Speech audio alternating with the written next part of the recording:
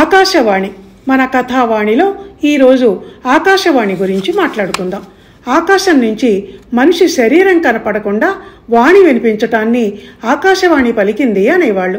అలాంటి దృశ్యాలు ఆ కాలపు సినిమాల్లో కూడా ఉండేవి. ఆకాశంలో ఒక మెరుపు మెరిసి దాని వెంటే రీసౌండ్తో ఒక గొంతు వినిపించటం భలే తమాషాగా ఉండేది. దేవకీ వసుదేవుల వివాహానంతరం కంసుడు చెల్లిని అత్తవారింటికి తీసుకెళ్తుండగా, నీ చెల్లికి అష్టమ గర్భంలో పుట్టబోయే కొడుకే నిన్ను చంపుతాడు అని ఆకాశవాణి పలుకుతుంది. మరో సందర్భంలో శకుంతలోపాఖ్యానంలో దుష్యంతుడు భరతుడు నా కొడుకు కాదు అని అన్నప్పుడు వీడు నీ కొడుకే అని చెప్పింది ఆకాశవాణి. క్లిష్ట పరిస్థితిలో ఇలా సమయానికి భలేగా ఆదుకునేది ఆకాశవాణి. కాలక్రమేణా మనుషులు కనిపించకుండా మాటలు వినిపించే రేడియోకి ఆకాశవాణి అని పేరు వచ్చింది. ఆ తర్వాతి కథ ఈ తరానికి తెలిసిందే. ధన్యవాదాలు.